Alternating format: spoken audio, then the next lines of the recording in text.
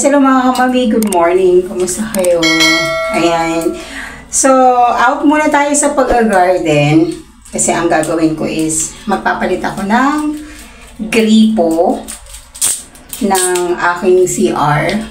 Ayan. So, ang problema kasi nito mga kamami, kailangan ko kasing gumamit ng hose. Kaso mo, hindi siya wala siyang roscas na nakagaya nito. Yan, para makabitan siya ng hose, kailangan natin ng may roscas. Eh siya wala. So, hindi naman siya sira, hindi naman siya nagli-leak, pero kakabitan natin. Para makabitan ko siya ng hose. Ang kailangan lang natin, syempre, gripo, of course, na may roscas, and then teflon. Kailangan natin to para hindi para hindi mag-leak ang gripo. Ayan mga kamami. So, first time ko itong gagawin. Kasi nga, living alone. So, kailangan matuto lahat mga kamami. Para lahat gagawin natin para sa atin. Ayan. So, samahan niyo ako mga kamami. Let's go. Ang gagawin natin ngayon is, siyempre, tatanggalin natin to. Of course, patayin muna natin yung gripo.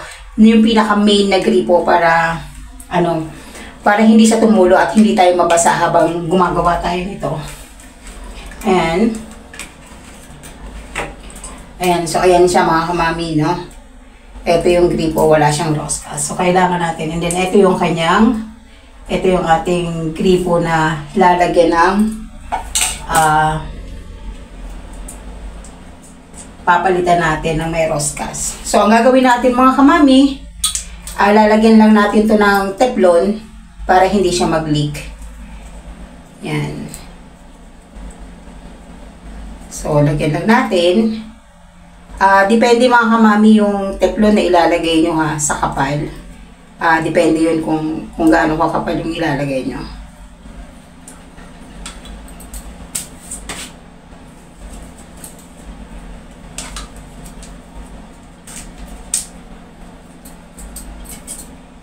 Ayan.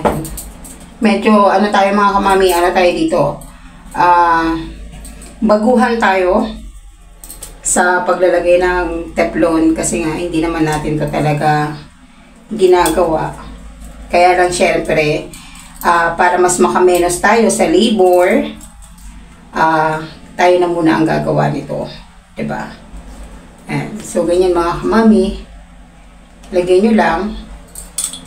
Bumili lang kayo ng faucet. Kung gusto nyo ng PVC na faucet, pwede naman. Kung gusto nyo ng ganito, stainless, pwede naman. Hindi naman ito nagkakalawang mga kamami. Ayan, so ganyan lang yung gagawin natin. Depende sa kapal yung ilalagay nyong teflon. Pwede nyo namang bilhin ito sa handyman. O kaya sa ibang Yan, yung kapal ng teflon mga kamami, depende sa inyo. Pag sa tingin nyo makapal at hindi, pwede namang, ayan. So, ikakabit na natin mga kamami.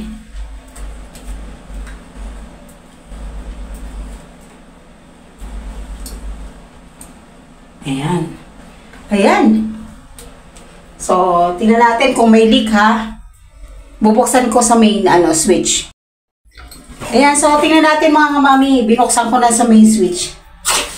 Ayan, yay! So mga kamami, napalitan na natin yung gripo. Kaya pwede na tayong maglagay ng hose dito para magamit natin sa labas. Kasi nahihirapan ako mga kamami sa pagbubuhat ng timba para makapag-dilig, makapaglabas sa labas. Kasi nga, wala pa namang gripo sa labas. Ayan mga kamami. So, ganyan lang po kadali yung papalit ng gripo. Gagamit lang kayo ng bagong faucet at saka lalagyan nyo na lang ng teflon. Basta yung kapal ng teflon mga kamami, depende yun sa inyo. Kung sa tingin nyo medyo mas kailangan ng makapal, pwede nyo namang kapalan. Pero pag hindi, pag sa tingin nyo masikip na, huwag nyo sisikipan. Lalo na kung PVC yung pinagkakabitan ng gripo. Kasi hindi yun pwedeng gamitan ng puwersa dahil baka mabasag. Ito kasi, ang pinagkakabitan niya ay kagaya niya na metal. Ayan mga kamami. So hopefully meron kayong natutunan sa aking video for today. Maraming salamat. And please continue to subscribe our channel, Mommy Andy and Yuri. Ayan, I love you all. God bless you.